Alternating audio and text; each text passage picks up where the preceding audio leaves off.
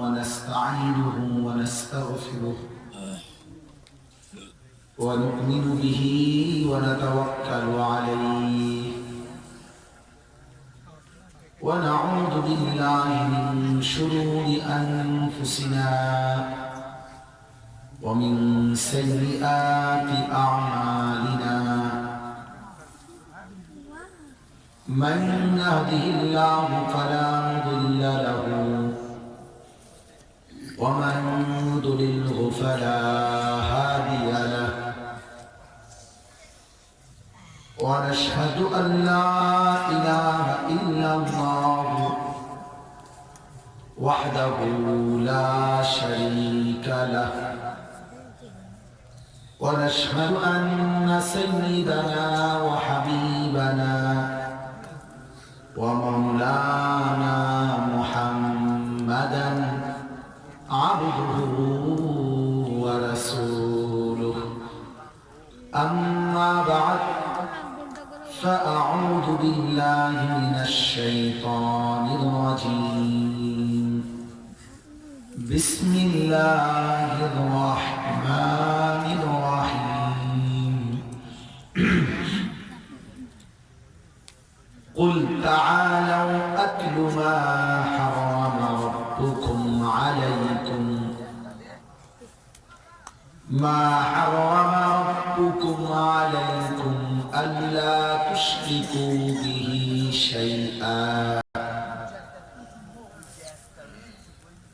ألا تشركوا به شيئا وبالوالدين إحسانا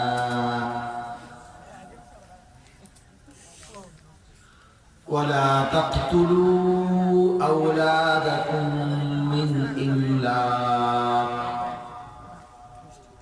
نحن نرزقكم وإياهم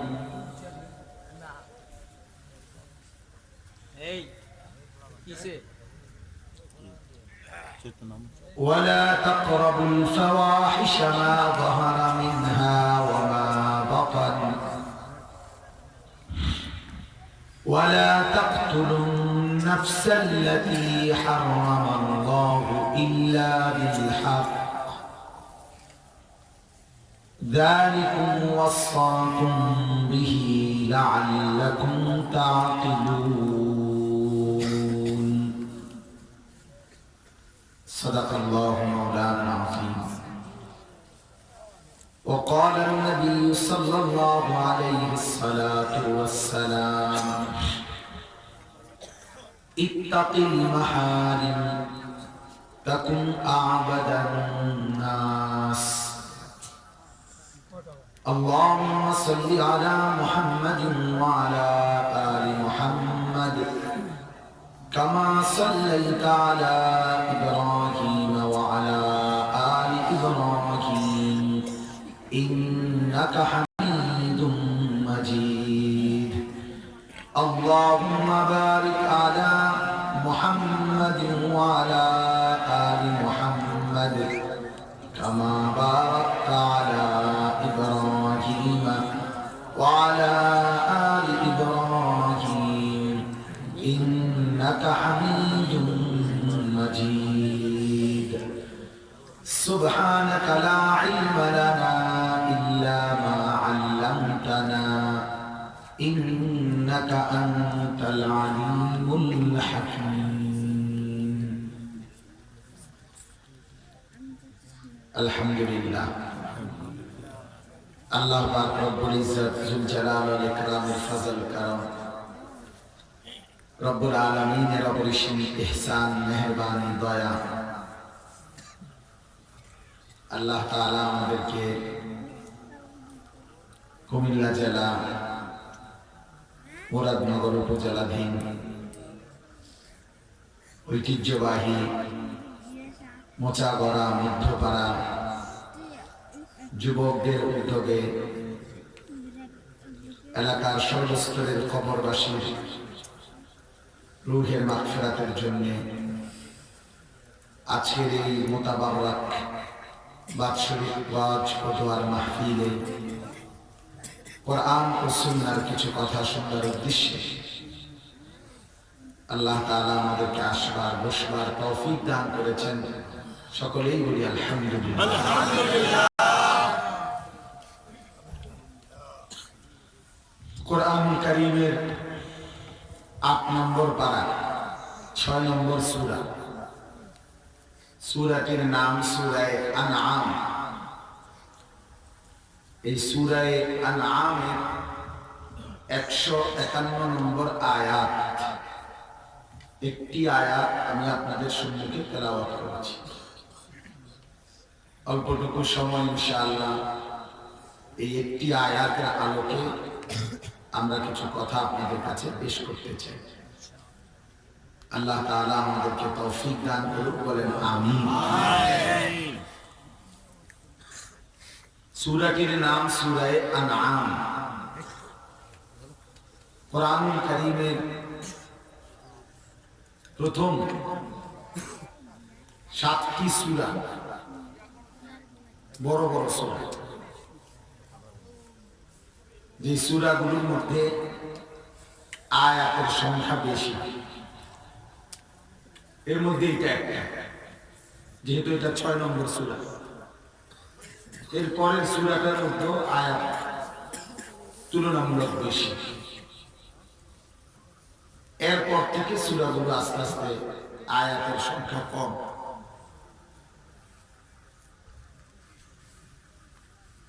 তাহলে এটা একটা সূরার বৈশিষ্ট্য যে এই সূরাটি কোরআনুল কারীমের বৃহৎ সূরাগুলোর মধ্য থেকে একটি। 2 নাম্বার, কোরআনুল কারীমের অধিকাংশ সূরা এবং সূরার আয়াত অল্প অল্প করে নাযিল হয়েছে। নবীজি সাল্লাল্লাহু আলাইহি ওয়াসাল্লাম তার নিকটে জিবরাইল আলাইহিস সালাম আল্লাহ তাআলার ইচ্ছে অল্প অল্প করে কোরআন নাযিল করতেন, যখন যেটা দরকার হতো। যার ফলে 23 বছরে জিবরাইল আলাইহিস সালাম শুধুমাত্র কোরআনুল কারীমের আয়াত নিয়ে আল্লাহর পক্ষ থেকে জিবরিল নবীজির কাছে 24,000 বার আসছে। কখনো 1 আয়াত, কখনো 2 আয়াত, কখনো 3 শব্দ, এতটুকু নাযিল হচ্ছে। এই বেটা এই কথা বল।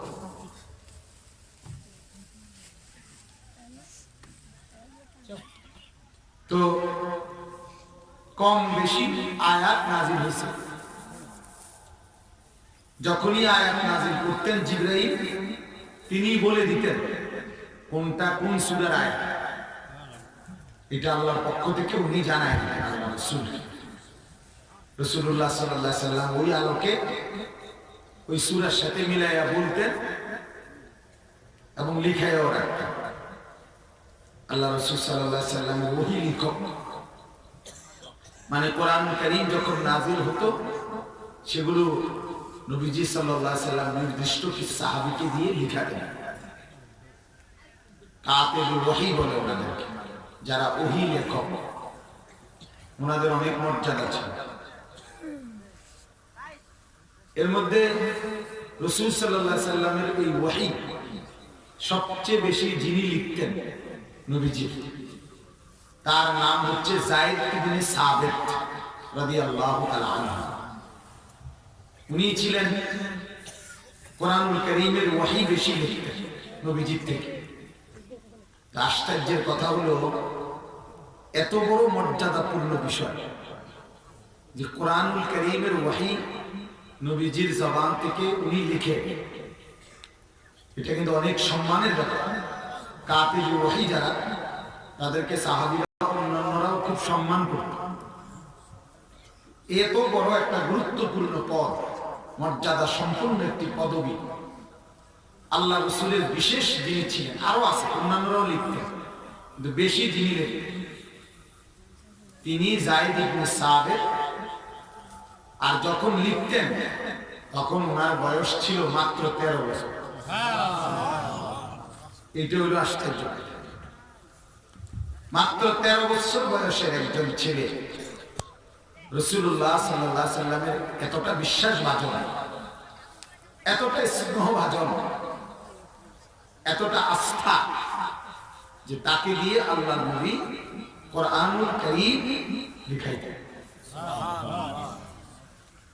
নবীজি সাল্লাল্লাহু আলাইহি সাল্লামের ইন্তেকালের পর আবু বকর সিদ্দিক রাদিয়াল্লাহু তাআলা আনহু জামানায় ওমর রাদিয়াল্লাহু তাআলা আনহু পরামর্শ দিয়েছিলেন আবু বকরকে যে বিভিন্ন যুদ্ধে বড় বড় হাফেজ সাহাবী যারা কোরআন পুরো হিফজ জানে তারা শহীদ হয়ে যাচ্ছে, যদি পুরা কোরআন একত্রে সুন্দর করে এক মলাটে এক বাঁধাইতে না লিখান তাহলে পরে হয়তো অসুবিধা হইতে পারে।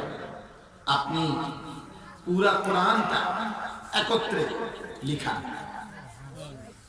হযরত আবু বকর সিদ্দিক রাদিয়াল্লাহু তাআলা বহু চিন্তা ভাবনা করার পরে সিদ্ধান্ত নিলেন যে কোরআনুল কারীমের এই বিচ্ছিন্ন লিখনিগুলোকে একত্র করবেন, একটা কোরআনের রূপ দিবেন একটা কিতাবে। এখন এই আলগা আলগা লেখা কথাটা বুঝলেন।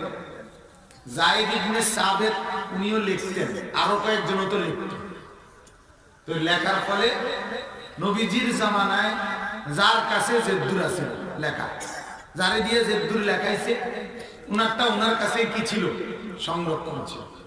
কিন্তু পুরাটাকে একত্র করে একসাথ করা লিখনি আকারে, এটা রসুলের জামানায় হয় নাই। লেখা হয়েছে পুরাটাই, একসাথ করে নাই, এক মলাটে এক বাঁধনে এক বাইন্ডিং। কারো কাছে 10 আয়াত আছে, কারো কাছে 1 সূরা আছে, কারো কাছে 3 সূরা লেখা আছে, এরকম। এখন আবু বকর সিদ্দিক যখন সাহাবীদের পরামর্শে সিদ্ধান্ত নিলেন এই কোরআনুল কারীমটাকে জমা করবে, পুরাটাকে একত্র করবে, আর এই কাজটা কে করবে, এত বড় জিম্মাদারিটা কার কাঁধে দিবে, এই সবাই সিদ্ধান্ত দিয়ে এই ছোট মিয়া যায়েদ ইবনে সাবিত উনাকেই কোরআনুল কারীম একত্রকরণের এই ডিপার্টমেন্টের প্রধান বানায়া উনার নেতৃত্বেই কোরআনুল কারীমটাকে পুরো একত্রে সংকলন করে।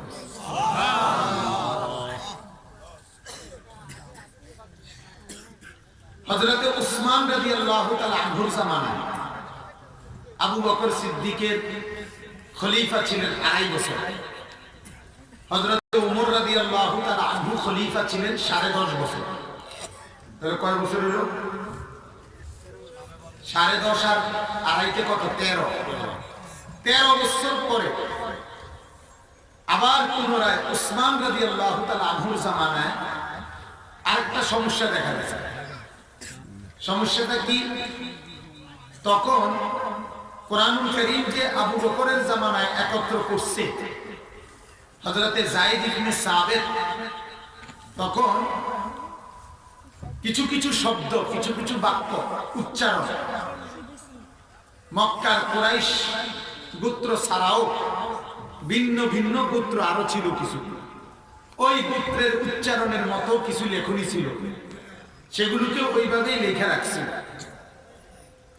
কিন্তু উসমান রাদিয়াল্লাহু তাআলা আনহুর জামানায় মুসলমানের পরিমাণ যখন বেড়ে গেছে বিভিন্ন অঞ্চলে, তখন এটা নিয়ে একটু দ্বন্দ্ব শুরু হয়েছে, এই উচ্চারণটা সহিহ না ওই উচ্চারণটা সহিহ। এর ফলে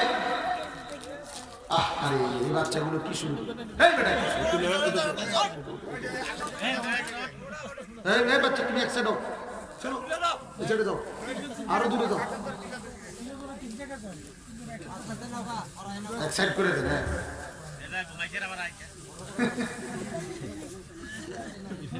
জি শুনেন কথাটা। উসমান রাদিয়াল্লাহু তাআলা আনহুর জামানায় এবার উসমান রাদিয়াল্লাহু তাআলা আনহু সিদ্ধান্ত নিলেন শুধুমাত্র কুরাইশদের ভাষা যেটা, কুরাইশদের উচ্চারণ যেটা, মানে নবীজির বংশের এই কুরাইশদের উচ্চারণের মতো করে পুরা কোরআনুল কারীমটাকে শুরু থেকে শেষ পর্যন্ত কুরাইশদের তেলাওয়াতে, কুরাইশদের ভাষায়, কুরাইশদের উচ্চারণের আলোকে আবার লিখা দরকার। এবং এটাই তখন থাকবে সব জায়গায় কুরাইশদের লাহানটাই চালু করা হবে, অন্য কোনো লাহান, অন্য কোনো তেলাওয়াতের স্টাইল হবে না। এখন আবার এটাকে ভিন্ন ভিন্ন ভাষা গোত্রের আঞ্চলিকতা বাদ দিয়া শুধু কুরাইশের মতো করে এক করা, এটাও আবার একটা কঠিন কাজ। আরো সহজে বুঝবেন আপনারা, আমাদের বাংলা ভাষায়, যদিও বাংলা ভাষা, একই জিনিস বোঝানোর জন্য এই শব্দটার, মানে এই জিনিসটা এটার দ্বারা এটাই বোঝায়। সিলেটেরা যে শব্দ দিয়ে বোঝায়, সিটেঙ্গেরা এই শব্দটা দিয়ে বোঝায়, বুঝছেন নি? এরকম আর কি জিনিস এটাই, কিন্তু ওরা যেটা কয় সিলুটিরা, সিটেঙ্গেরা, এটা আরেকটা জিনিস, আরেকটা নাম কয়, কিন্তু বুঝায় এইটার। এইটার হলো বাংলা যদিও ভাষা, আঞ্চলিকতার কারণে কি ভিন্নতা। তাহলে এখন কি সিটেঙ্গা শব্দটা কইব না সিলেটেরা কইব, এটা নিয়ে একটা জ্ঞান যাবে, বুঝছেন? আমাদের বাংলা ভাষায় কয় যে কি এক দেশের বুলি আরেক দেশের কি গাল, এরকম আর কি। এইটা নিয়ে দ্বন্দ্বটা হচ্ছিল। হযরত ওসমান রাদিয়াল্লাহু তাআলা সিদ্ধান্ত নিলেন সমস্ত কোরআনটা কুরাইশদের উচ্চারণে, যেহেতু শ্রেষ্ঠ বংশ কোনটা? নবীর বংশ। এই কুরাইশদের যেটা বুঝাইতে যে শব্দটা বলে, যে উচ্চারণ করে, যেমনে লাহান করে, ঠিক ওই রকম হইতে হবে, তাহলে আর কোনো ভেজাল হবে না। এই সিদ্ধান্তটা করে আবার পুরা কোরআনটাকে কুরাইশদের উচ্চারণে একত্র করার জন্য এই আবার 13 বছর পরে এবার আবার কারা দায়িত্ব দিবে? আবারও সাহাবায়ে কেরাম সবাই মিলে সিদ্ধান্ত দিয়ে ওই আগের ব্যক্তি যায়েদ ইবনে সাবিত, তাকেই এই দায়িত্ব দেওয়া হয়েছে। উনি আবার এটাকে এভাবে কুরাইশদের ভাষায় একত্র করে দিয়েছেন। 3 বার কাজ করছে। একবার তো রাসূলের জামানায় নবীজি যেদ্দুর বলছে এদ্দুর লিখছে, আরেকবার আবু বকর সিদ্দিকের জামানায় একত্র করছে, যে ভাষারই হোক, যার কাছে যেটা ছিল সব দিনে খুঁজাই না, এখন ওনার কাছেও যা ছিল এটাও রাখছে, আরো অন্যান্যদেরকে দিয়ে হচ্ছে নবী লেখাইছিল, ওইগুলোরও পরীক্ষা নিরীক্ষা করে একত্র করে জমা করছে। আর ওসমানের জামানায় গিয়া নিজে একাই শুরু থেকে শেষ পর্যন্ত পুরাটাকে কুরাইশের উচ্চারণে ঠিক করে উম্মতের সামনে পেশ করছে। তাহলে রাসূল সাল্লাল্লাহু আলাইহি সাল্লামের জামানায় যদি ওনার বয়স হয় 13 বছর, আর আল্লাহ রাসূলের ইন্তেকালের পরে যদি ওনার বয়স ওই ওসমান পর্যন্ত দিয়া আরো 13 বছর, তাইলে কয় বছর হয়? 26 বছর।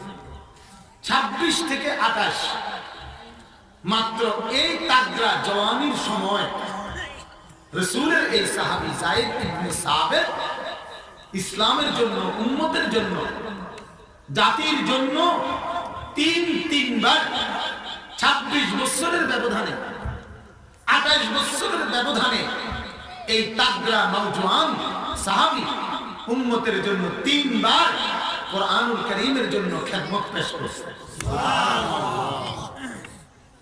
এটা আমার বলার উদ্দেশ্য হলো ওই যুবকদের উদ্যোগে মাহফিল এই লিখছে যে এইটা লেগে পড়ছে, এই উদ্দেশ্যে বলা মূল মাকসাদ।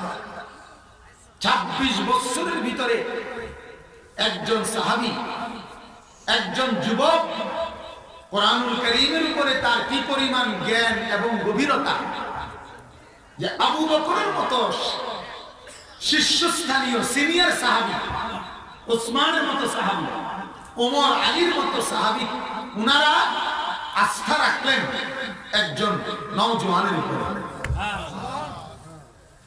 এজন্য আমার ভাই, এই কথার দ্বারা এটা বুঝাইতে চাইলাম, পৃথিবীতে যত কষ্টকর কাজ, যত পরিশ্রমী কাজ, পৃথিবীতে যত বিকাশ, যত উন্নতি, যত অগ্রগতি, সবকিছু নওজোয়ানদের দ্বারাই হয়ে থাকে, নওজোয়ানদের দ্বারাই হয়ে থাকে। এজন্য যেই কোনো জাতি যখন অন্য জাতির বিরোধিতা করে, যে কোনো গোষ্ঠী যখন অন্য গোষ্ঠীর বিরোধিতা করে, যে কোনো সম্প্রদায় যখন অন্য সম্প্রদায়ের বিরোধিতা করে, তখন তারা হিংসা এবং বিরোধিতার ক্ষেত্রে, ষড়যন্ত্রের ক্ষেত্রে ওই শ্রেণীর, ওই সমাজের দুইটা শ্রেণীকে টার্গেট করে। একটা হলো যুবকদেরকে, আরেকটা হলো নারীদেরকে। একটা হলো পুরুষ। দোয়া করেন যাতে করে তুফান না হয়। কুয়াশা পড়লে অসুবিধা নেই, কুয়াশা পড়লে পানি পড়বে, এই তো না, পানি এত সমস্যা নেই।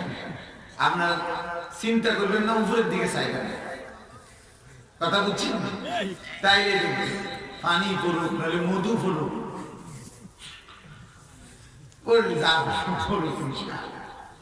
সবর করেন, অসুবিধা কি?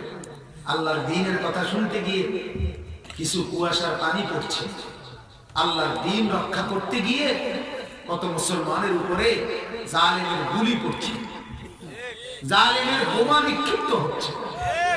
কি বলে? মজলুম মুসলমানের উপরে বোমা নিক্ষিপ্ত হচ্ছে, আমাদের উপরে কুয়াশার পানি পড়ে, আমরা সবর করি। তো এজন্য বলতেছি আমি যে এই দুই শ্রেণীকে টার্গেট করে।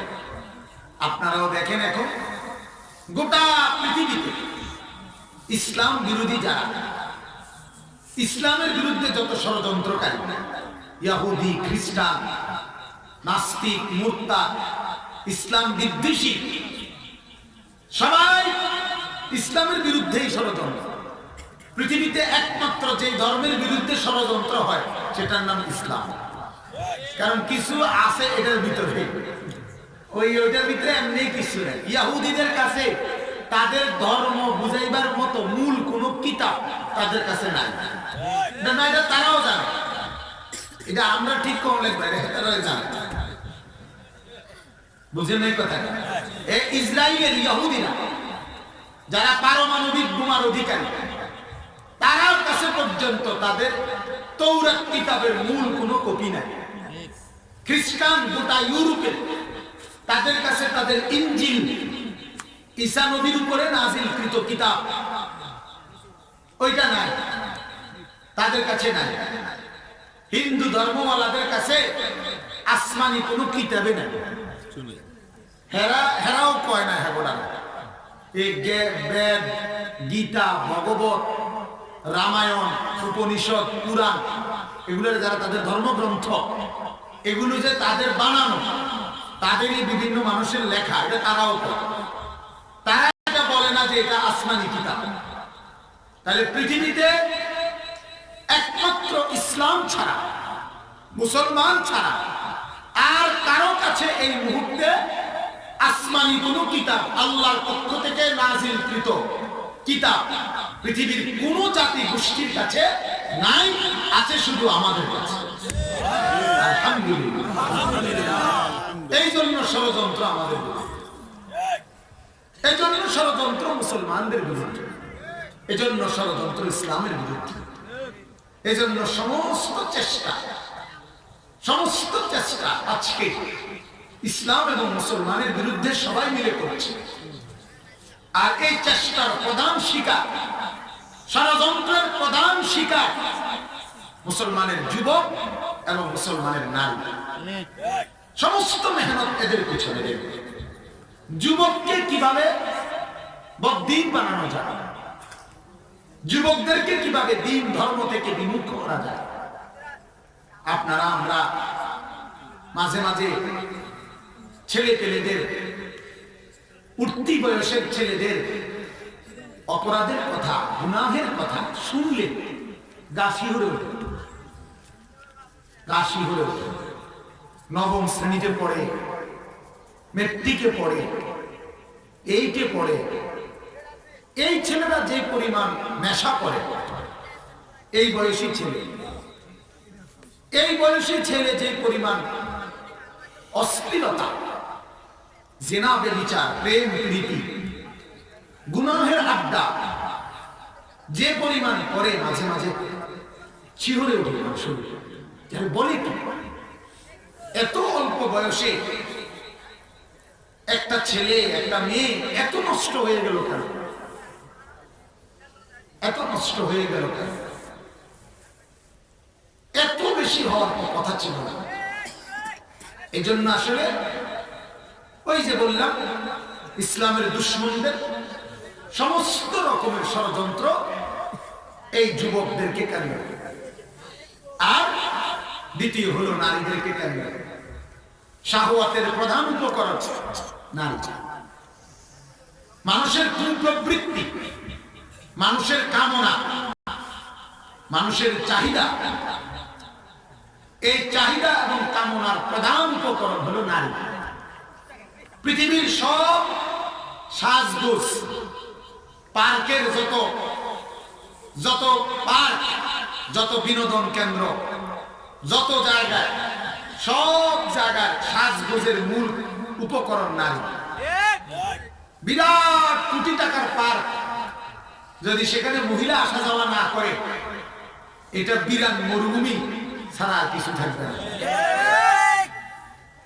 মূল বিষয় হল নারী রব্বুল আলামিনের পক্ষ থেকে সৃষ্টি করা এক লোভনীয় আকর্ষণীয় সৃষ্টি। যুয়্যিনা লিন-নাসি হুব্বুশ শাহওয়াত মিনান নিসা, এই আল্লাহ বলেন। শাহওয়াতের উপকরণ, প্রবৃত্তির চাহিদা মেটানোর, মনের খেয়াল খুশি, মনের চাহিদা মেটানোর সবচেয়ে প্রধান উপকরণ হচ্ছে নারী। এজন্য বেঈমানদের সমস্ত মেহনত, চেষ্টা, বুদ্ধি নারীকে কেন্দ্র করে।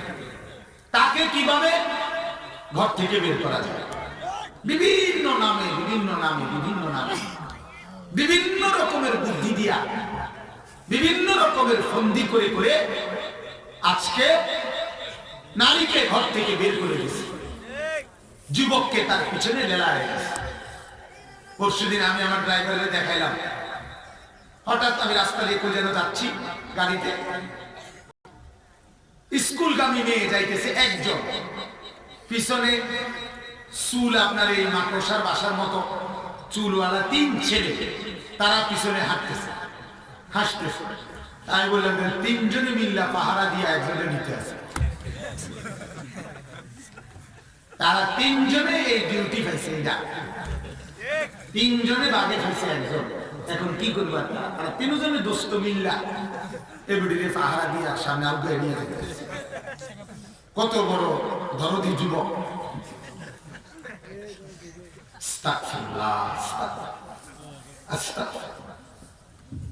তো এজন্য বলতেছি, আসলে ইসলামের এত বড় খেদমত, কোরআনুল কারীমের সংকলন, কোরআনুল কারীমের একত্রিতকরণ মাত্র 26 বছরের ভিতরে একজন যুবক সাহাবী 3 বার করলেন, কোরআনের খেদমত করলেন। আর মুসলমানের 26 বছর বয়স্ক ছেলেটাকে, যুবকটাকে মা বাবা এখনো মনে করে এটা বাচ্চা। অগণিত মা বাপ মনে করে এখনো ছেলেটা কি বাচ্চা মানুষ, অথচ তার বয়স 22 বছর, 24 বছর, 26 বছর। মেয়েটাকে কলেজ পড়ুয়া, ইউনিভার্সিটি পড়ুয়া, ইন্টার পড়ুয়া, মেয়েটাকে মনে করে বাচ্চা মানুষ, ছোট এখন। অথচ সে গুনার বন্যা ভাষায় রয়েছে, সে তার জীবন, যৌবন, চরিত্র সব বরবাদ করে দিছে। আর মূর্খ মা এখনো বলতেছে সেটা ছোট মানুষ।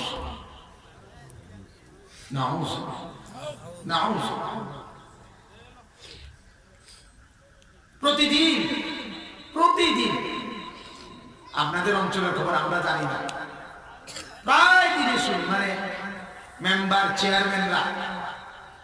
আমি গতকালকেও দেখছি আমার ইউনিয়নের ওই অঞ্চলে এই নারী কেন্দ্রিক মেয়েকে উত্তক্ত করে এইটার মেল মিটিং করছে চেয়ারম্যান মেম্বাররা সহ। কিছুদিন আগেও দেখছি এক বিশাল 3 গ্রামে মারামারি, 3 গ্রামে মারামারি, তুমুল মারামারি হয়েছে। ওইদিকে কি ওর ঘটনা, নবম শ্রেণীর এক ছেলে আরেক ছেলে বলছে যে দোস্ত তোর কয়জন? এইতে কইছে এতজন, কয় আমার তো একজনও নাই, আমার একটা দেশ না। মুসলমান মুসলমান হাসির বিষয় এইটাতে তারে কইল কেন? এই জন্য তারে হে আরো ফুলাফাই লইয়া ফিরে দিছে, ওইতে আবার এই তেরে ফিরে দিছে, এই লইয়া তো মূল মারামারি। এই জন্য আসলে এটাই বুঝাইতে চাইলাম যে আসলে মনে হইল ওই সাহাবীর কথা, হযরতে যায়েদ ইবনে সাবিত রাদিয়াল্লাহু তাআলা আনহুর কথা মনে হলো। এজন্য বললাম যে 26 বছর বয়স্ক সাহাবী কোরআনুল কারীমের এত বড় খেদমত করছে, আর আজকে যুবক আকসার ও বেশকর কিভাবে নিজেকে শেষ করে দিবে। আহা, মানে পারে না এক সপ্তাহের ভিতরে সে তার জীবন যৌবন সব শেষ করে দিবে। আসলে এত অবুঝ আগে মানুষ ছিল না, যে ব্যাপারটা তুমি তো তোমার ক্ষতিটা করতেছো, এতটুকু অবুঝ যার নাই। তুমি যে অশ্লীল ছবি দেখছো, তুমি যে শরীর নাপাক করতেছো, তোমার শরীর যে অপবিত্র করছো, এতে তো তোমার বাপের ক্ষতি না, তোমার ক্ষতি হচ্ছে। এতটুকু বুঝ যার ভিতরে নাই। তোমার পকেটের টাকা নষ্ট হইতেছে, ওই মেয়েটার পিছনে তুমি 8 বছর প্রেম করলা, তারপরে তোমার ফাসাদ একটা লাথি দিয়া ওই মেয়েটার বাপ বিয়ে দিয়ে দিছে আর খোলার কাছে, বিদেশি চাই একজনের কাছে, আর তোমার ফাসাদ একটা লাথি ছাড়া আর কিচ্ছু খাইছো না। তো এই লাঠিটা খাওয়ানোর লেগে এতটি টাকা নষ্ট করলো, এতটি টাকা নষ্ট করলো। আফসোস, নিজেকে নিজের বুঝ যে বুঝে না, তার মতো বোকা আর কে হয় করে? নিজের বুঝটা যে বুঝে না। একটা বিড়ালও তো তারে লাঠি দেখাইলে সে দৌড় দেয়, একটা ছোট্ট প্রাণীও যেটা বোঝে। এত বড় আশরাফুল মাখলুকাত, বিবেকবোধ সম্পন্ন, আকলওয়ালা, বিবেকওয়ালা এক মুসলমান, সে নিজেকেই বোঝে না। আফসোসের ব্যাপার। আসলে যাই হোক, তো বলতেছিলাম আসলে এই যায়েদ ইবনে সাবিত রাদিয়াল্লাহু তাআলা আনহুর কথা, যিনি অল্প বয়সে কোরআনের অনেক বড় খেদমত করেছেন। আজকে মুসলমানের যুবকদেরকে সময় দেওয়া উচিত, চেষ্টা করা উচিত। আমাদের মূল ফিকির এটা, মুসলিম যুবকদেরকে গুনার রাস্তা থেকে ফিরায় আনা উচিত, খামখেয়ালির রাস্তা থেকে ফিরায় আনা উচিত। আজ কিছু অভিভাবক দরকার, আজ কিছু সমাজপতি দরকার, আজ কিছু মেম্বার, চেয়ারম্যান, সরদার, মাতব্বর, এলাকার গণ্যমান্য কিছু মানুষ দরকার প্রতি এলাকায়, যারা সত্যিকার দরদ নিয়ে দলীয় ভাবে না, নিঃস্বার্থ ভাবে মুসলমানের এই যুবকদেরকে এই নেশা, মদ, ফেন্সিডিল, অশ্লীলতা, গান বাদ্য, নারীর পিছনে ঘোরা, এর থেকে ফিরাবে, এরকম কিছু দরদি মানুষ দরকার। নিজে নিজে যুবক পাল্টাবে না, নিজে নিজে কোন একটা লোহা, আপনার একটা লোহা দাও পুরাই নিজে নিজে হয় না, এটা বাইরেতে হয়। কথা বলেন না, নিজে নিজে কিচ্ছু হয় না। একটা দাওকেও লোহায় আগুনে গরম করে কামার এটারে কি দিতে হয়? পিঠা দিতে হয়। একটা মাটির বদনা, এটা বানাইতে গেলেও কুমারকে কিছু কাজ করতে হয়। তাইলে একটা যুবককে চরিত্রবান বানাইতে গেলে, একটা যুবককে ভদ্র বানাইতে গেলে, তার ভবিষ্যৎ উদ্ধার করতে হলে কিছু মানুষকে আগায় আসতে হবে, কিছু মানুষ মেহনত করতেই হবে, রাত দিন পরিশ্রম করতেই হবে। আজকে এইটার বড় অভাব দেখা যাচ্ছে, বড় অভাব। অভিভাবকরা তাদের সন্তানদের নৈতিক চরিত্র গঠনের ক্ষেত্রে একদম মনোযোগী না। সবাই মনে করে টাকা পয়সা রোজগার করে এরপরে যদি সে আরেক মহিলা লইও কইরা খায়, আমার অসুবিধা না, আমার টেয়ার দিতে রয়েছে। আপনি জানেন না, আল্লাহ মাফ করুক, আমাদের আত্মীয় স্বজনও বিদেশ থাকে, আমাদেরও বহু আত্মীয় স্বজন কি থাকে বিদেশি। তো আর আমনগা এলাকায় না, শুধু সারা দেশে আছে। অনেকের ব্যাপারে এমন জঘন্য কথা রিপোর্ট আছে যে টাকা পয়সা তো রোজগার করে, কিন্তু বাকিটুকু সামনে কি করে, যেহেতু কোনো মা নাই, বাবা নাই, অভিভাবক নাই, কেউ দেখার মতো নাই, বাকিটুকু সময় অনেকেই আছে আল্লাহ মাফ করুক গুনাহের মধ্যে ডুবে থাকে, গুনার মধ্যে ডুবে থাকে। জিনা, ব্যভিচার আর অশ্লীলতা, হোটেল, মদ আর বার আর নাচ গানের আসরে রাতকে রাত শেষ করেছে। বলেন নাউজুবিল্লাহ। এজন্য যুবকদের উদ্যোগ দেখলে আমার ভালো লাগে। যেখানেই যত যুবক দ্বীনি মাহফিলের আয়োজন করে, আমি তাদেরকে হতাশ করি না।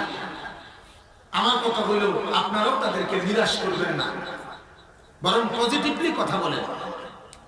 তুমি মাহফিল করাও, তুমি তো নামাজ পড়ো না, এটাও কথার একটা ডর। আবার এমনও বলা যায় যে মাশাআল্লাহ বাবা মাহফিল করাইছো, চলো এবার নামাজটাও পড়ো, তাহলে আল্লাহ বরকত দিবে, এটাও বলার একটা ডর। ঠিক না বলেন না? দুটোটাই একই কথা, কিন্তু বলার মধ্যে কি আছে? তফাৎ আছে। কাজে তুমি এর ভেটকি দাও না, তারে হতাশ করে রাখা, তারে নিরাশ না করা। হ্যাঁ, মাহফিল করে কি লাভ তোরা? তোরা তো নামাজে খরচ না, মাহফিল করে মাশাআল্লাহ বাবা লাভ হয়েছে অনেক, চলো এবার নামাজও পড়ো, আরো লাভ হবে, আরো লাভ হবে। এই মাহফিলের আয়োজন করছে তারা দ্বীনের জন্য, ঠিক কি না বলেন? এই বাস, এই প্যান্ডেল, এই সামিয়ানা, এই পোস্টার, এই হ্যান্ডবিল, এটা আল্লাহর কথা বলার জন্য করছে। এটা কি নেকি হবে না? এই যুবকদের কি এর দ্বারা সওয়াব হবে না? অবশ্যই সওয়াব হবে। আপনি দোয়া করেন, আল্লাহ আল্লাহ আপনি যাদেরকে দিয়া কোরআনের মাহফিল সাজাইছেন, আল্লাহ আপনি তাদের চেহারাও সাজায় দেন, তাদের জিন্দেগিও সাজায় দেন। এটা কি চাওয়া দরকার না? চাইতে তো পারি আমরা। বদলাইতেছে, আলহামদুলিল্লাহ বদলাইতেছে। নিরাশ হয়ে গেলে যদি দেখতাম কোনো কামে হয় না, তো কমপক্ষে আমি এই কাম করলাম না, আমি এত বেকুব না। যদি বুঝতাম কোনো কামই হয় না, এই আমাদের বলার পরে কোনো ফায়দাই হইতেছে না, তাইলে আসলে এই কাম ছেড়ে দিলাম। কিন্তু আলহামদুলিল্লাহ অগণিত যুবকের জিন্দেগি বদলাচ্ছে, আমাদের সাথে কথা বলে, পরিচয় আছে, সম্পর্ক রাখে, মহব্বত করে। এজন্য আমার ভাই এদের জন্য দোয়া করে, চাও আগায় আগায়। আমরা আমাদের সমস্যা হলো বড়, আমরা নেগেটিভলি কথা বলি বেশি, পজিটিভলি বলি কম, ইতিবাচক কথা আমাদের মুখ দিয়ে বাইরে, বেটকিদের নিয়ে কথা কয় বেশি। এজন্য ছেলে পেলে অনেক সময় উৎসাহ হারায় ফেলে। দূর, অনেক জায়গায় ছেলেরা আমারে কয়, হুজুর আমরা কষ্ট করে মাহফিলের আয়োজন তো করছি, কিন্তু মুরব্বীরা অনেক বেটকি চেটকি দেয়। হ্যাঁ, অনেকেই বলে এটা ঠিক না। আসলে ওদেরকে উৎসাহ দিতে থাকে, নিরাশ হবেন কেন? নবীরা ৯৫০ বছর পর্যন্ত দাওয়াত দিয়েছে, আপনি হতাশ হবেন কেন? আল্লাহ তাআলা ১০০ খুনের আসামিকে, ১০০ খুনের মার্ডার করা আসামিকে আল্লাহ তাআলা জামানার শ্রেষ্ঠ ওলি বানাইছে। আল্লাহ চাইলে পারে কিনা বলেন? আল্লাহ তাআলা ৩০ বছর মদ খাইতো, নেশা করত, গান গাইতো, এরকম একজন ব্যক্তি আব্দুল্লাহ ইবনে মুবারক, তাকে আল্লাহ তাআলা ওই জামানার সর্বশ্রেষ্ঠ মুহাদ্দিস বানাইছে। বাজারের মধ্যে পুরা যৌবনকাল মাস্তানি করত শুবা নামে একজন মুহাদ্দিস, যাকে আমিরুল মুমিনিন বলা হয় হাদিসের জগতে, শ্রেষ্ঠ মুহাদ্দিস। উনি প্রথম জীবনে বাজারের মধ্যে চাঁদাবাজি করতেন, বাজারের কাটারা ছিল, সেখান থেকে আল্লাহ তাআলা জিন্দেগি বদলায় দিয়েছে, পরে জামানার শ্রেষ্ঠ মুহাদ্দিস। কি ভাই, যত বুজুর্গ হয়েছে তারা মানুষ তো নাকি জিন? আব্দুল কাদের জিলানী জিন, বাইজিদ বুস্তামি জিন, জুনায়েদ বাগদাদি জিন, মানুষ ছিল। তাহলে যত আউলিয়া হয়েছে মানুষ থেকে হয়েছে। যত সিদ্দিক হয়েছে মানুষ থেকে হয়েছে, যত সাহাবী হয়েছে মানুষ থেকে হয়েছে, যত নবী হয়েছে মানুষ থেকে হয়েছে। তাই অবশ্যই মানুষ থেকে এই দিনদার আরো তৈরি হবে, ঠিক কিনা? এই জন্য হতাশ না হওয়া, বরং মেহনত করা, চেষ্টা করা। আমার উস্তাদ মুহতারাম হযরত মাওলানা মুফতি মুশতাকুর নবী সাহেব হুজুর অনেক সময়ের জন্য বলে শেষে যুবকদেরকে উৎসাহিত করে আল্লাহর বান্দাদেরকে দ্বীনের কথা বলে হুজুরের লাস্টে একটা কথা বলে যে আল্লাহ, আমি আপনার বান্দাদের কানে পৌঁছাইছি, আপনি কলিজায় পৌঁছায় দেন। হুজুর এটা খুব আহাজারি করে বলে, আল্লাহ আপনার বান্দাদের কানে আমি পৌঁছাইছি, আপনি কি পৌঁছাই দেন? কলিজায় পৌঁছায় দেন। কত বুজুর্গের কাহিনী আছে এরকম, বেশ্যা প্রতিটা নারীকে একদিনের জন্য তার টাকা দিয়া, আল্লাহর ওলিরা ওই ঘটনা আছে, তার ঘরে গেছে একদিনের জন্য যে টাকা সে নেয়, ওই টাকাও নিছে তার থেকে, তার দিছে দিয়া সেই প্রতিটা বেশ্যা মহিলাকে বলছে আজকের রাতে তো তুমি আমার কথাই শুনবা, কারণ আমি তো তোমার টাকা দিয়ে কি করছি, ঢুকছি তোমার কাছে। বলছে হ্যাঁ। তো বলছে ঠিক আছে, এখন গোসল করো। গোসল করে ওই নাপাক কাপড় খুলে পাক কাপড় পরো, পাক কাপড় পরে নামাজের মুসল্লা বিছায় বলছে এখানে বসো। বসে এরপরে আল্লাহর কাছে দুই হাত তুলে দোয়া করছে, আল্লাহ তোমার এক অপবিত্র নারীকে আমি আমার সাধ্যের ভিতরে যেটুকু ছিল তোমার মুসল্লার মধ্যে বসাই দিছি, এবার তুমি তার কলিজা বদলায় দাও, দিল বদলায় দাও। আল্লাহ তাআলা দিল বদলায় দিছে। ওই বেশ্যা পতিতা জামানার আল্লাহর ওলি, নেক আল্লাহর বান্দি হয়ে গেছে। ফিকির চাই ভাই, দরদ থাকা, দরদ থাকা, দরদ থাকা, দরদ দরকার। ছেলে পেলেরাও শৃঙ্খলাটা করবে, ওরা এখনো বুঝে নেই, বুঝে, এদেরকে বুঝানোর কেউ নাই। কয়জন ছেলের পিছনে কে কতটুকু মেহনত করছে। মুরব্বীরা কোনো মেহনতি করে না, মা বাবারা কোনো মেহনতি করে না, এদেরকে বুঝাই না তো কেউ। সবাই আলাদা আলাদা, সবাই আলাদা আলাদা। মহিলারা মহিলাদের সার্কেলে চলে, মুরব্বীরা মুরব্বীদের সার্কেলে চলে, ব্যবসায়ীরা ব্যবসায়ীদের সার্কেলে চলে, রাজনীতিবিদরা রাজনীতিবিদদের সার্কেলে চলে। যার যে কি চ্যানেলে চ্যানেলে চলে, যার যে লোক নিয়ে আড্ডা দেয়। কিন্তু সমাজ পরিবর্তনের জন্য সবার কিছু কাজ করা দরকার, এটা কারো কলিজায় যায়। অথচ মসজিদ কমিটি চেষ্টা করিয়া পুরান মসজিদ ভাঙ্গা নতুন টাইলস ওয়ালা কি সুন্দর মসজিদ করলো। তাহলে সবাই মিলে উদ্যোগ নেওয়াতে ভাঙ্গা মসজিদ টাইলস ওয়ালা মসজিদ হইতে পারলে মহল্লার সব মুসলমান, এই মানুষগুলো চেষ্টা করলে আল্লাহর বান্দা এই ছেলেগুলো, এই যুবকগুলো ওই মহল্লা অবশ্যই নামাজি হিসাবে মসজিদে ঢুকতো। এটা আমার বুঝ, আমি বুঝি এটা নিশ্চিত হইতো। যে মানুষদের পরামর্শে আপনার এত বড় মসজিদ হইতে পারছে, চিন্তাধারা সবার চেষ্টা, সে মানুষরা চেষ্টা করলে ফজরের নামাজের মুসল্লি বাড়াইতে পারত, সে মানুষগুলো চেষ্টা করলে 5 ওয়াক্ত নামাজের মুসল্লি বাড়াইতে পারত। এই ব্যাপারে কারো কোনো মাথা ব্যথা নেই। সবাই যদি সমালোচনাই করেন, সবাই যদি বলেন যে আরে কোলাফ্যান্ডির কি অবস্থা, ছেলে পেলেগুলো হুজুর এখন শেষ হয়ে গেছে, মেয়েরা মহিলারা বেপর্দা একটা ভাষা যাইতেছে, হুজুর একবারে বেশি খারাপ অবস্থা, বুঝলাম, আপনিও বুঝছেন আমিও বুঝছি, কিন্তু এটা বদলাবে কি? ফেরেশতা কথা বলেন না কেন? এটা বদলানোর জন্য আরেকবার ফেরেশতা আসবে, এটা বদলানোর জন্য নবী মুহাম্মদ সাল্লাল্লাহু আলাইহি ওয়াসাল্লাম আবার আসবে।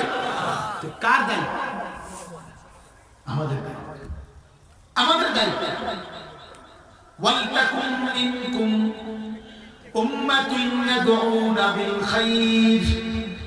আল্লাহ বলেন তোমাদের মধ্যে একটি জাতি সবসময় এমন থাকবে যেন তোমরা আল্লাহর পথে, কল্যাণের পথে মানুষদেরকে ডাকতে থাকো।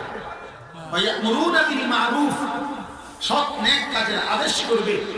ওয়ায়ানহাউনা আনিল মুনকার, মন্দ এবং গুনাহের কাজ থেকে বিরত রাখবে। এটা জিম্মাদারি মুসলমানের। নবী মুহাম্মদ সাল্লাল্লাহু আলাইহি সাল্লামের প্রত্যেকটা ইমানদার উম্মতের জিম্মাদারি। আল্লাহর কসম, এটা মনে রাখবেন। আমার এই কথাটা বুঝছেন? ইমানদার প্রতিটি উম্মতের দায়িত্ব নিজে নামাজ পড়া, অন্যকে নামাজ পড়ার কথা বলা। এটা নামাজ পড়া যেমন দায়িত্ব, হুবহু ওই দাগে, ওই খতিয়ানে, ওই বিএসএ, ওই সিএসআরএস খতিয়ান মতে একই দায়িত্ব। ফজরের নামাজ পড়া তার দায়িত্ব, আরেকজনকে ফজরের নামাজের কথা বলা এটা তারই দায়িত্ব। কোন খতিয়ানে? এই খতিয়ানে। যে খতিয়ানে আপনি ফজরের নামাজ পড়ছেন, মানে যেই কারণে, যেই কোরআনের কারণে, যেই নবীর কথা মানার কারণে আপনি মুরব্বি নামাজ পড়েন 5 ওয়াক্ত, সেই মুরব্বি আপনার দায়িত্ব মহল্লায় আল্লাহর বান্দাদেরকে কোরআনের কথা বলে, নামাজের কথা বলে চেষ্টা করা। এটা উম্মতে মুহাম্মাদের দায়িত্ব। ইল্লাল্লাযীনা আমানু ওয়া আমিলুস সালিহাত ওয়া তাওয়াসাউ বিল হাক্কি ওয়া তাওয়াসাউ বিস সাবর। আল্লাহ বলছে, তোমরা যদি জাহান্নাম থেকে, ক্ষতি থেকে মুক্তি পেতে চাও, তোমাদের 4টা দায়িত্ব। 1 নাম্বার ঈমানওয়ালা হবে, 2 নাম্বার আমলওয়ালা হবে, 3 নাম্বার ওয়া তাওয়াসাউ বিল হক, অন্যদেরকে এই হক কথার প্রতি ওসিয়ত করবে, উপদেশ দেবে। ওয়া তাওয়াসাউ বিস সাবর, এবং অন্যদেরকে ধৈর্য, আল্লাহর রাস্তায় ধৈর্য ধরার উপদেশ দেবে।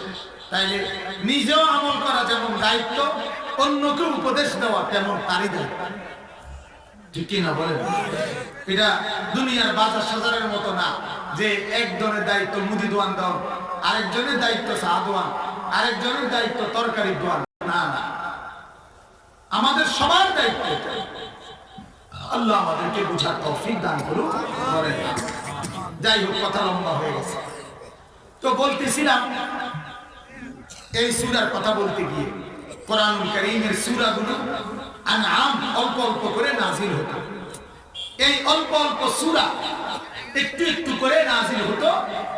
এই নাজিল অবস্থার মধ্যে, তবে এই সূরাটার একটা বৈশিষ্ট্য হলো, এই সূরায়ে আনআম যদিও কোরআনুল কারীমের বড় সূরা, কিন্তু আল্লাহ পাক রব্বুল আলামিন এই সূরাটাকে হযরতে জিবরাইলের মাধ্যমে আমাদের নবীর উপরে এই পুরা সূরাটা প্রায় 165 আয়াত, 165 আয়াত বিশিষ্ট এই পুরা সূরা একত্রে একবার একসাথে নাযিল হয়েছে।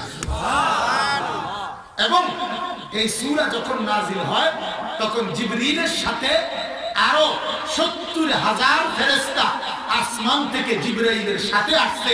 আর জিবরাইল যতক্ষণ এই সূরাটা নবীকে তেলাওয়াত করে শুনাইছে, ওই 70,000 ফেরেশতারা তাসবিহ আদায় করছে। সুবহানাল্লাহ। এটা এই সূরার একটি অন্যতম বৈশিষ্ট্য, সূরা আনআম। এবার চলেন 151 নম্বর আয়াত। এই 151 নম্বর আয়াতে 5টি ওসিয়ত, 5টি উপদেশ। কয়টি উপদেশ? 5টি উপদেশ। উপদেশের ক্ষেত্রে এই উপদেশদাতা কে উপদেশটা দিলেন? স্বয়ং আল্লাহ। আল্লাহ নিজে বললেন, 5টি উপদেশ দিয়ে আল্লাহ নিজে বলছে শেষে দিয়ে, আয়াতের শেষে, যালিকুম ওয়াসাকুম বিহি, এই পূর্বের এই 5টি বিষয়, এগুলো আমি আল্লাহ তোমাদেরকে ওসিয়ত করলাম। কে ওসিয়ত করছে? আল্লাহ। লাআল্লাকুম তাকিলুন, যেন তোমরা উপলব্ধি করতে পারো, যেন তোমরা বুঝতে পারো, যেন তোমরা এই মতে চলতে পারো। কারণ এই ওসিয়ত তোমার আব্বারও না, মারও না, স্বয়ং আমি আল্লাহ। কার ওসিয়ত বলেন? এমনিতে মানুষ, স্বাভাবিকভাবে মানুষ ওসিয়তকে মূল্যায়ন করে। ওসিয়ত যদি মা করে, ওসিয়ত যদি বাপে করে, তাইলেও মানুষ ওসিয়তকে গুরুত্ব দেয়। ওসিয়ত বলে স্বাভাবিকভাবে মৃত্যুর পূর্বে মানুষ যেই কথাগুলো তার সন্তান বাচ্চা কাচ্চাদেরকে বলে, তখন তারা বলে যে এটা আমার আব্বা মৃত্যুর পূর্বে কি ছিল? ওসিয়ত আছে। আমার মা এটা একটা কি ছিল? ওসিয়ত ছিল যে মসজিদে 2 শতক জায়গা দিব। আমার আব্বার একটা ওসিয়ত ছিল মাদ্রাসায় 10,000 টাকা দিব, এর ওসিয়ত করে না। এই ওসিয়ত গুলো স্বাভাবিকভাবে যেই কোনো সন্তান তার মা বাবার ওসিয়ত পালন করতে আগ্রহী হয়। অথচ মা বাবার চাইতে শ্রেষ্ঠতম যেই মালিক সেই আল্লাহ রব্বুল আলামিন এই ওসিয়ত গুলো করেছেন এবং আল্লাহ বলছেন এগুলো আমার ওসিয়ত। অতএব যার ভিতরে ঈমান আছে, যে মুমিন, যে আল্লাহকে মানে, যে আখিরাতকে মানে, তার উচিত এই ওসিয়ত গুলোর উপরে সর্বোচ্চ গুরুত্ব দেওয়া। আল্লাহ আমাদেরকে তৌফিক দিন, বলেন আমিন। এই 5টি ওসিয়ত কি? 5টি ওসিয়ত হলো 5টি হারাম বিষয় যেগুলো একজন মুমিন করতে পারবে না, আল্লাহ নিষেধ করেছে। আল্লাহ বলছে আমার এগুলো হারাম, আমি করলাম তোমাদের উপরে। তোমাদের উপরে আমি এই 5টি বিষয় হারাম করলাম, এগুলো তোমরা করবে না। আর এগুলো যে করবে না, করিও না, এই কথাটা আমি আল্লাহর ওসিয়ত। এটি কইল না, কার ওসিয়ত?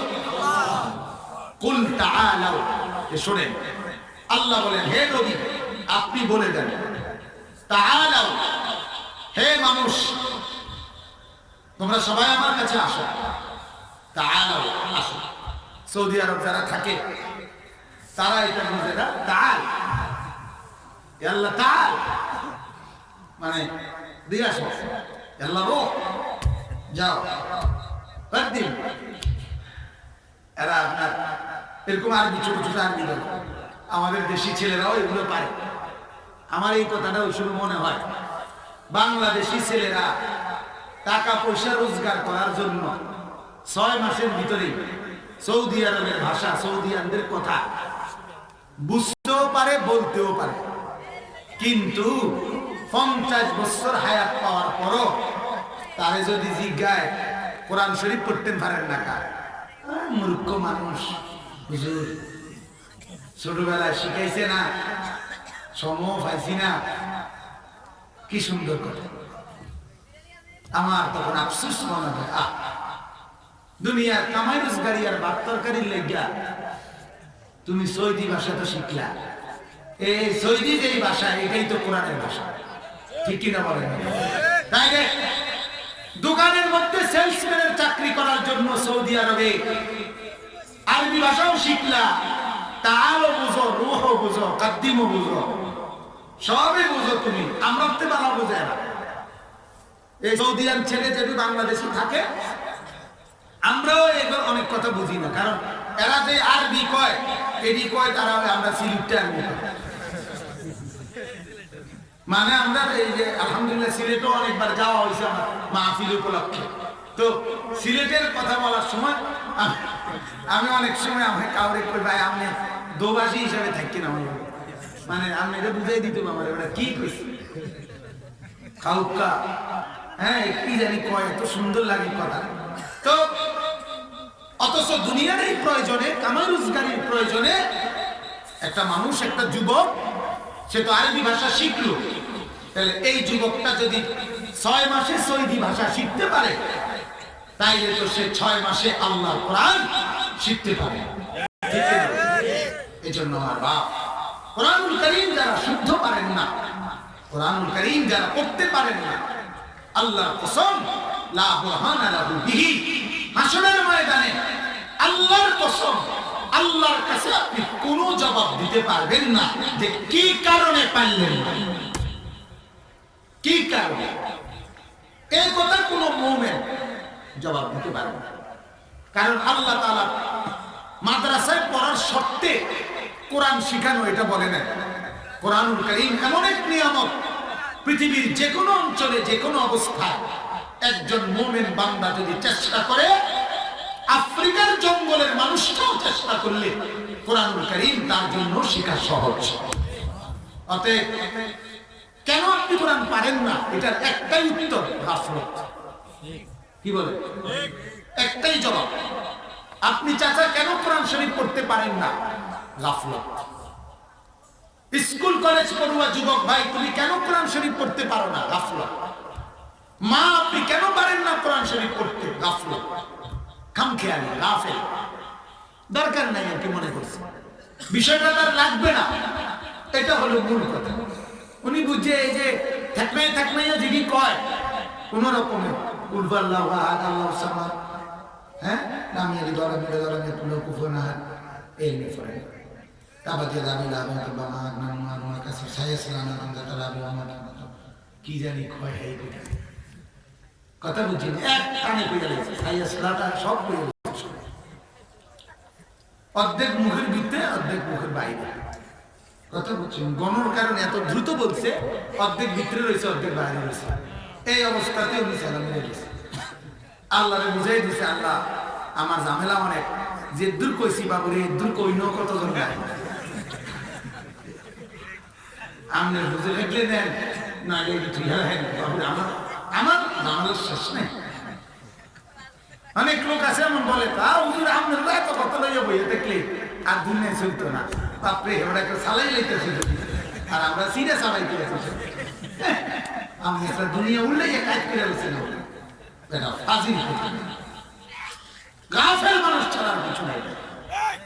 সমস্ত কোরআনুল কারীমের মধ্যে এই কথা মনে রেখে, কোরআনুল কারীমের মধ্যে আল্লাহ তাআলা যত লোককে জাহান্নামী বলছে, কাফের, মুশরিক, মুনাফিক, বিদআতি এবং বেআমলওয়ালা, যাকে যতবার আল্লাহ কোরআনে কাফের আর মুশরিক আর নাফরমান আর পাপী যত লোককে আল্লাহ কোরআনে জাহান্নামী বলছে, বলার পরে সবটি কারণ বলার পর শেষ আল্লাহ একটা শব্দ কইছে যে কাফের কেন জাহান্নামী হলো, মুশরিক কেন জাহান্নামী হলো, মুনাফিক কেন জাহান্নামী হলো, বিদআতি কেন জাহান্নামী হলো, বেআমল ওয়ালা কেন জাহান্নামী হলো। আল্লাহ বলেন উলাইকা হুমুল গাফিলুন, এরা গাফেল ছিল এই কারণে জাহান্নামী। এই শেষ অপরাধ কি? গাফলত সবচেয়ে বড় অপরাধ। না, এক কাফের যদি একটু মনোযোগ দিয়ে চিন্তা করত তো সে আল্লাহকে খুঁজে পাইত। এক মুনাফিক যদি একটু চিন্তা করত সে আল্লাহকে খুঁজে পাইত। এক বেনামাজি যদি একটু বিবেক বোধ খাটাইতো সে আল্লাহকে সেজদা করত। এক বেপর্দা মহিলা যদি একটু বিবেক খাটাইতো তাহলে সে তার শরীরকে ঢেকে রাখত। তাই শুধুমাত্র গাফেল সে দুনিয়ার মধ্যে ডুবে গেছে, দুনিয়ার মজার মধ্যে ডুবে আখিরাত কি ভুলে গেছে। তাহলে সবচেয়ে বড় অপরাধ কি বলেন না? আল্লাহ আমাদেরকে গাফলত থেকে রক্ষা করুন বলেন আমিন। কোরআনুল কারীমের মধ্যে আছে ওয়ালা তাকুন মিনাল গাফিলিন ওয়াযকুর নাফসাকা ফি নাফসিক ওয়াযকুর রাব্বাকা ফি নাফসিক তাদাররুআন ওয়া খীফাতান ওয়া দুনাল জাহরি বিল কওল বিল গুদুবি ওয়াল আসাল। আল্লাহ বলেন সকালে সন্ধ্যায় আমার জিকির করো, আস্তে করো, একটু জোর আওয়াজে করো। তবে শেষ আল্লাহ বলছে ওয়ালা তাকুন মিনাল গাফিলিন, গাফেল হইও না, গাফেল হইও না। এমন একটা দিন যেন না যায় যেদিন আমি মাওলার নাম একবারও মনে হয় নাই, সকাল থেকে রাত 12টা পর্যন্ত আল্লাহর নাম যেন একবারও মনে হয় নাই।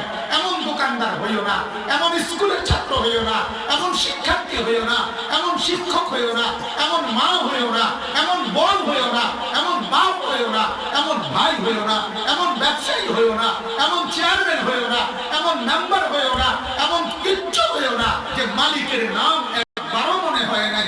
এত অপদার্থ হইও না, এত খামখেয়ালি হইও না যুবক যে তোমার মালিকের নাম সারাদিন একবারও মনে হইল না। হ্যাঁ, এটা কেমন আফসোস, রবের কথা তার একবারও মনে হয় না। ওয়ালা তাকুন মিনাল গাফিলিন, আল্লাহ বলে গাফিলদের অন্তর্ভুক্ত হইও না, গাফিলদের অন্তর্ভুক্ত হইও না। ওয়ালা তাকুনু কাল্লাযীনা নাসুল্লাহ ফাআনসাহুম আনফুসাহুম, আল্লাহ বলে বান্দারে এমন হইও না, এমন হইও না। আমার বান্দা একদিন আমি আল্লাহকে ভুলতে ভুলতে, একদিন আমাকে ভুলতে ভুলতে এমন হবে একদিন আমি তোমাকে তোমার মাঝে ভুলায় দেব। সেদিন আর তোমার মনে থাকবে না, 70 বছর বয়সও তোমার মনে হবে না তোমাকে যে মরতে হবে। 70 বছরও তোমার মনে হবে না তোমার এই যে আখিরাতে যেতে হবে। একবারও তখন আর কবরের কথা মনে হবে না, একবারও তখন আর নামাজ রোজার বন্দিগির কথা মনে হবে না। যদি আমি এমন বানায় দেই, যদি মোহর মাইরা দেই, যদি আমি সিল মেরে দেই, তাইলে ওই সিল আর কেউ পাল্টাইতে পারবে না। কুরআনুল কারীমের মধ্যে আছে নূহ নবীকে, নূহ আলাইহিস সালাম 950 বছর তার জাতিকে আল্লাহর পথে দাওয়াত দিছে। কয়শো বছর? 950 বছর, 950 বছর, 950 বছর। 950 বছর পরে আল্লাহ রব্বুল আলামিন ডাক দিয়ে বলছে, নূহ আর দাওয়াত দিবা না, আর দাওয়াত দিবা না। এই পর্যন্ত যে কয়জন মুমিন হইছে, এবার তাদেরকে নিয়ে তুমি একটা নৌকা বানাইয়া উঠে যাও। আমি আল্লাহ বাকি মানুষগুলোকে মহাপ্লাবন দিয়ে ধ্বংস করে দেব, আর কেউ ঈমান আনবে না, এটা আমি তোমারে জানায় দিলাম। আল্লাহ জানায়, আর কেউ ঈমান আনবে না। এরপরে আল্লাহ নূহ নবীকে বলছে, নূহ নবী রে, এরপরেও যখন মহাপ্লাবন শুরু হবে, বন্যা তুফান শুরু হবে, তখন কিন্তু তুমি তোমার ওই তুফানের ডুবন্ত কোন জাতির জন্য আমি মাওলার কাছে সুপারিশ করবো না, সুপারিশ করিও না। আমি আর কাউকে রক্ষা করব না, আর কাউকে বাঁচাবো না। এরপরে যখন তুফানের লক্ষণ শুরু হয়েছে, নূহ নবী আল্লাহর কাছে হাত তুলে 950 বছরের মেহনতের পরে আজকে কলিজার সর্বোচ্চ ব্যথা দিয়া এইবার জাতিকে জাতির দিকে তাকাইয়া বললে, হায় রে জাতি, 950 বছর রাত দিন তোদেরকে বলছি, সকাল দুপুর রাত্রি বেলা বলছি, আমার কথাটা কোনো গুরুত্ব দিলি না। তাফসীরের মধ্যে আছে, নূহ নবী যখন নৌকা বানাইতেছিল, তখন উনার জাতির লোকেরা পাশ দিয়া যাইতে ডাক দিয়ে বলতো, নূহ এটা কি করছো? নূহ নবী বলতো, এ আমার কওম, আল্লাহ আযাব মহাপ্লাবন আসবে কিছুদিনের মধ্যেই, এজন্য আমি সেই মহাপ্লাবন থেকে রক্ষা পাওয়ার জন্য আমি নৌকা বানাইতেছি। আমার অনুসারী নিয়ে আমি নৌকার মধ্যে করে চলে যাব। তার জাতির লোকরা তখন ঠাট্টা বিদ্রুপ করে বলতো, নূহ, আমাদের এলাকা তো এত শক্ত পাথুরে জমিন এলাকা, এখানে তো খাবারের পানি মিলানোই কষ্টকর, এখানে তো গোসলের পানি মিলানো কষ্টকর, এখানে তুফান আসবে কোত্থেকে, বন্যা আসবে কোত্থেকে, বালা করে একটা বৃষ্টি তো কোনোদিন আমরা দেখি নাই, তুফান আইব কোত্থেকা, তুফান আর ঝড় আসবে কোত্থেকা। বুঝা গেছে তোমার মাথা পুরা খারাপ, তুমি এই শুকনার মধ্যে নৌকা চালাইবা। হ্যাঁ, ঠিক এই শেষ পর্যন্ত মালিকের আযাব চলে এসেছে, ঠিক কিনা বলে? ঠিকই চলে এসেছে। এবারে যখন আল্লাহর আযাব, যখন পানির প্লাবন এর শুরু হয়ে গেছে, তাফসীরের মধ্যে আছে নূহ নবীর ঘরের যে চুলা, এই চুলার ভিতরে থেকে প্রথম পানি উঠলে বেরিয়েছে। এই নূহ নবী বুঝছে পানির আগমন শুরু হয়ে গেছে। নূহ নবী হাত তুলে বলছে, রব্বি লা তাযার আলাল আরদি মিনাল কাফিরিনা দাইয়ারা, বলছে মাওলা, এবার আমি আল্লাহ 950 বছরের আমার ধৈর্যের বাঁধ ভেঙে গেল। 950 বছর আমি কাঁদছি আল্লাহ, এমন দিন গেছে আমারে মারতে মারতে। কিতাবে তাফসীরে আছে, নূহ নবীর জাতি তাকে মারতে মারতে বেহুশ করে ফালায় রাখতো। এরপরে উনি হুঁশ ফিরে আসলে আবার আল্লাহর কাছে বদদুয়া দিত না, বলতো, আল্লাহ মাফ করে দেন, আমি আবার দাওয়াত দেব, আবার দাওয়াত দেব, আবার দাওয়াত দিতেন, আবার দাওয়াত দিতেন, আমার জাতি ফিরে আসো, ফিরে আসো, ফিরে আসো। কিন্তু আজকে যখন পানি বের হয়েছে, নূহ নবী বললেন, রব্বি লা তাযার আলাল আরদি মিনাল কাফিরিনা দাইয়ারা, আল্লাহ এই জমিনে আর একটা লোক জীবিত বাকি রাখেন না,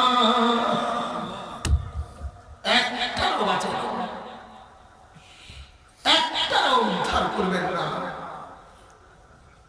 ইন্নাকা ইন তাদারহুম ইউদিল্লু ইবাদাক ওয়া লাম ইয়ালিদু ইল্লা ফাজিরান কাফফারা। নূহ নবী বলে, আল্লাহ এই নাফরমানগুলোর কোন একটা লোককে যদি আপনি ছেড়ে দেন, আপনি বাঁচায় দেন, মনে রাখেন আল্লাহ এরা আপনার আরো বান্দাকে জাহান্নামী বানাবে, গোমরা বানাবে। এই জন্য একটারও বাঁচাইয়েন না। ওয়ালাম ইয়ালিদু ইল্লা ফাজিরান কাফফারা। আর এদের কাউকে যদি আপনি বাঁচায় দেন, এদের ঘরে যে সন্তান হবে সেগুলো কাফের হবে, বেঈমান হবে, পাপী হবে। এই জন্য একটারও রাখেন না, মালিক একটারও রাখেন না, একজনকে রাখেন না। শুধু নৌকার আরোহী 80 জন, ওই 80 জনই ঈমানওয়ালা টিকছে, বাকি নাফরমান সব ভাইসা আছে। চলো নওজোয়ান, মজা করো, মৌজ করো, চলো চলো, মোবাইল চলো, দেখো দেখো দেখো রক্ত কি, দেখো দেখো দেখো, আরো দেখো, একটু দেখো। ধরবে আল্লাহ, কোন সন্দেহ, কোন সন্দেহ।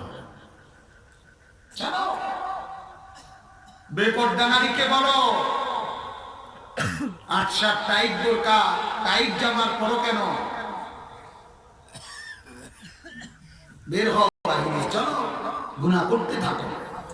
নওজোয়ান বেনামাজি হতে থাকো, কিন্তু শুনে রাখো যেদিন মালিক ধরবে, ফাসবাহু লা ইউরা ইল্লা মাসাকিনুহুম, সেদিন ঘর ছাড়া আল্লাহ বলেন অবাধ্য জাতির কুলের বাচ্চাকেও আমি রক্ষা করি। কোলের বাচ্চাকে, কোলের বাচ্চাকে একদম শেষ। আল্লাহ আমাদেরকে মাফ করুন। আমিন। কুল তাআলাউ আতলু মা হারামা রাব্বুকুম আলাইকুম। আল্লাহ বলেন, হে নবী আপনি বলে দেন, তোমরা আসো আমার কাছে। আতলু মা হারামা রাব্বুকুম আলাইকুম, আমি আল্লাহর পক্ষ থেকে তোমাদের জন্য আল্লাহ যা কিছু হারাম করেছে সেগুলো বলে দিচ্ছি। আল্লাহ কিছু জিনিস তোমাদের জন্য হারাম করেছেন, সেগুলো আমি বলে দিচ্ছি। 1 নাম্বার, এই আয়াতে কয়টা মনে আছে কি? 1 নাম্বার, আল্লাহ তুশরিকু বিহি শাইআন। 1 নাম্বার নিষেধ হলো তোমরা কেউ আল্লাহর সাথে কোনো কিছুকে শিরিক করবে না। কি করবে না? আল্লাহর সাথে শিরিক করবে না। রব্বে কারীম সব সইতে পারে, মালিক তার সাথে কেউকে শরীক করলে মালিক মানে না। এ মালিক বড় মালিক, এ মালিকের গায়রত বেশি, আত্মমর্যাদা বেশি। এই মালিক আল্লাহুস সামাদ, আল্লাহুস সামাদ। তিনি বলেন আমি সামাদ। আল্লাহ কি সামাদ? সামাদ কি বলেন? এটাই কোন মিয়া? আল্লাহুস সামাদ, আল্লাহুস সামাদ বলেন, বলেন আল্লাহুস সামাদ, আল্লাহুস সামাদ, আল্লাহুস সামাদ। আল্লাহ বলেন আমি সামাদ, আমি সামাদ। আমি এমন মালিক, আমি এমন আল্লাহ যে মালিক আমি 1 সেকেন্ডের জন্য কারো মুখাপেক্ষী না। সবকিছু আমার মুখাপেক্ষী। নবী আমার মুখাপেক্ষী, সিদ্দিক আমার মুখাপেক্ষী, সাহাবী আমার মুখাপেক্ষী, আউলিয়া আমার মুখাপেক্ষী, মা আমার মুখাপেক্ষী, বাপ আমার মুখাপেক্ষী, নেতা আমার মুখাপেক্ষী, কর্মী আমার মুখাপেক্ষী, মেম্বার আমার মুখাপেক্ষী, চেয়ারম্যান আমার মুখাপেক্ষী, ছোট বড় সব আমি মাওলার মুখাপেক্ষী। আমি বেনিয়াস, আমি অমুখাপেক্ষী। তিনি সামাদ, তিনি কি সামাদ। অতএব আল্লাহ তুশরিকু বিহি শাইআন, যেন কোনো শিরিক না হয়। কার সাথে? আল্লাহর সাথে। আল্লাহর সাথে। আল্লাহ এটা সহ্য করে না। 2 নাম্বার, দ্বিতীয় নাম্বার, ওয়াবিল ওয়ালিদাইনি ইহসানা। 2 নাম্বার আল্লাহ বলেন বান্দা, হে মুমিন, আমার বন্ধু, আমার ভাই শুনেন, আল্লাহর ওসিয়ত। কার ওসিয়ত? এগুলো কার ওসিয়ত? 2 নম্বরে আল্লাহ বলেন, এবং পিতা মাতার সাথে উত্তম আচরণ করবে। কি করবে? পিতা মাতার সাথে উত্তম আচরণ করবে। পিতা মাতার সাথে উত্তম আচরণ করবে। এটা একটু বুঝাইতেছি, একটু রাখেন, পরের 3টার তরজমা আগে শুনেন। একটা কথা তাইলে গুরুত্বপূর্ণ বুঝবেন।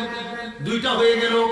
1 নাম্বার কার সাথে শরীক করবে না, 2 নাম্বার উত্তম ব্যবহার করবে কার সাথে, 3 নাম্বার ওয়ালা তাকতুলু আওলাদাকুম মিন ইমলাকিন নাহনু নারযুকুকুম ওয়া ইয়্যাহুম।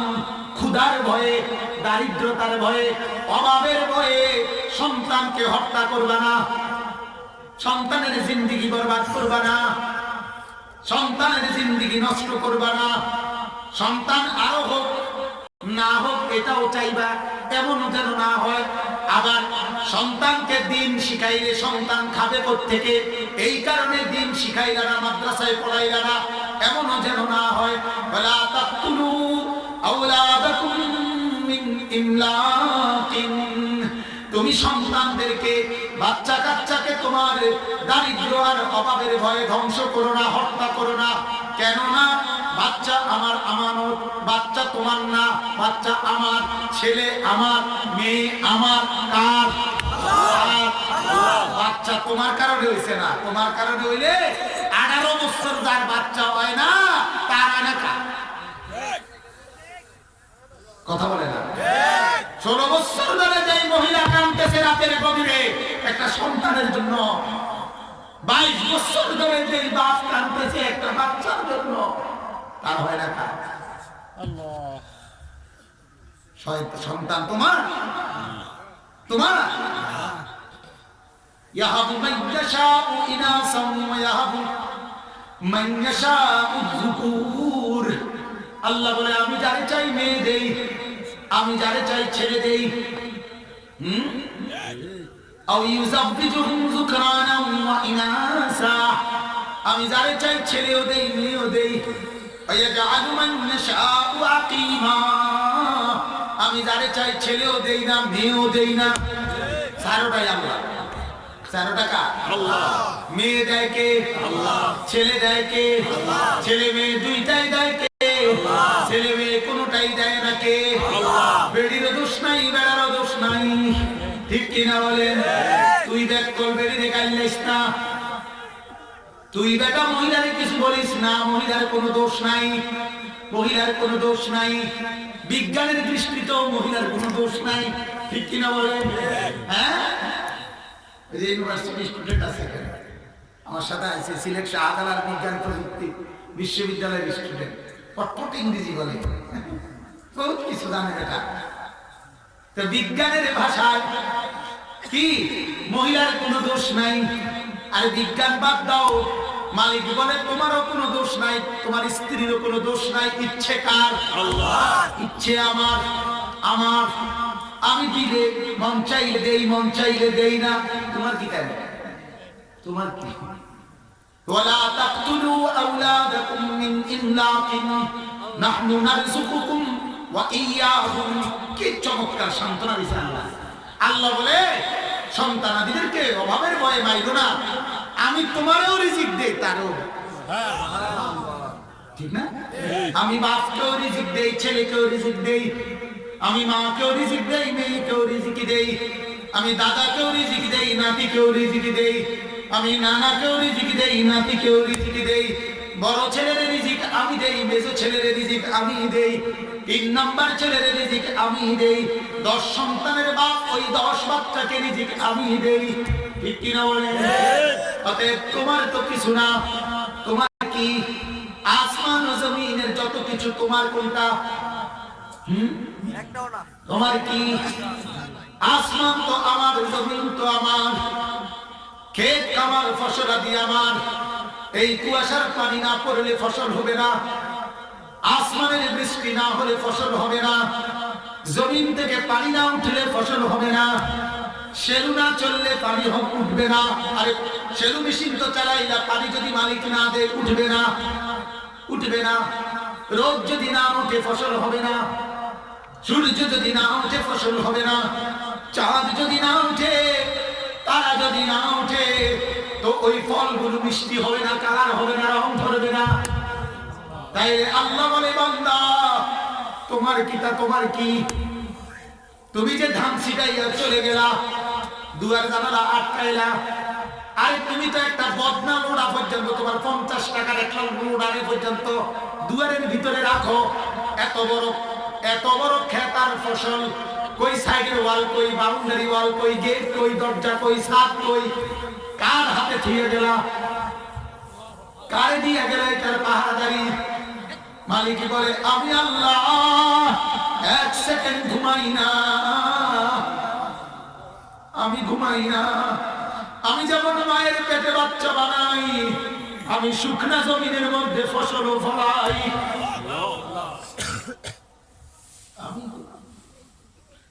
নাহনু নারযুকুকুম ওয়া ইয়্যাহুম। আমার বাপ অভাবে পড়ে যাবে, এই কারণে ছেলেকে দিন থেকে বঞ্চিত করিয়ে দেয়। মাদ্রাসায় পড়লে কি হবে, কোরআন শিখলে কি হবে, এই ভয়ে ছেলেটাকে নামাজ হারা বানাই না, কোরআন হারা বড় করি। বুঝের মানুষ মুসলমান, ছেলেটা নামাজ পড়ে না, কোরআন পড়ে না, এই অবস্থায় পড়ালেখা করাইতেছে। কি আফসোস! অথচ এক একটা টাকা নিজে কষ্ট করে রোজগার করে, কিন্তু এই কষ্টের রোজগারের বিনিময়ে ছেলেটা যা খায় দায়, তার পিছনে যা ব্যয় হয়, ব্যয় হচ্ছে, অথচ সে নামাজ পড়ে না, আল্লাহর নাফরমানি করে। আল্লাহ আমাদেরকে মাফ করুন। কয়টা হলো? 3টা। কয়টা হলো বলে? 3টা। 4 নাম্বার, ওয়ালা তাকরাবুল ফাওয়াহিশা মা যাহারা মিনহা ওয়া মা বাতান। কোন গুনাহের কাছে যাবা না, অশ্লীলতার কাছে যাইও না, কোন গুনার কাছে যাইও না, প্রকাশ্য গুনাহ, গোপন গুনাহ, সবার সামনেও কোনো গুনাহ করবা না, একটাও কোনো গুনাহ করবা না, 10 জন দেখলেও করবা না, একজন একাকী থাকলেও করবা না, সবার সামনে থাকলেও প্রকাশ্যে তাও গুনাহ করবা না, একাকিত্বেও গুনাহ করবা না, দিনের আলোতেও গুনাহ করবা না, রাতের অন্ধকারেও গুনাহ করবা না, জমিনের উপরেও গুনাহ করবা না, জমিনের নিচেও গুনাহ করবা না, মাটির উপরেও গুনাহ করবা না, মাটির নিচেও গুনাহ করবা না। ওয়ালা তাকরাবুল ফাওয়াহিশা মা যাহারা মিনহা ওয়া মা বাতান। গোপনে প্রকাশ্যে কোন অবস্থাতেই গুনাহ করবা না, কারণ রাতের 2টায় মা দেখে না, বাপ দেখে না, রাতের 2টায় দুনিয়ার কেউ দেখে না। তুমি যেই মেয়ের সাথে কথা বলতেছো দোস্ত, তুমি যেই নর্তকীর ছবি দেখতেছো বন্ধুরে, ওই মালিক কিন্তু দেখছে। ঠিক কিনা বলে? আলাম ইয়ালাম বিআন্নাল্লাহ ইয়ারা। আল্লাহ বলে, বান্দা তুমি কি জানোনি আমি তোমাকে দেখি? যে জানেননি? জওয়ান ভাইরা বলেন, জানেন? আল্লাহ যে তোমারে দেখে বন্ধু, তুমি জানো কিনা? তাইলে হিসাব তো তিনি নেবে, বিচার তো তিনি করবে, জাহান্নাম তো তিনি দেবে, কবরের শাস্তি তো তিনি দেবে। তাইলে চোখে ফাঁকি দেওয়া তো উনারে না দরকার, উনারে না ফাঁকি দেওয়া দরকার।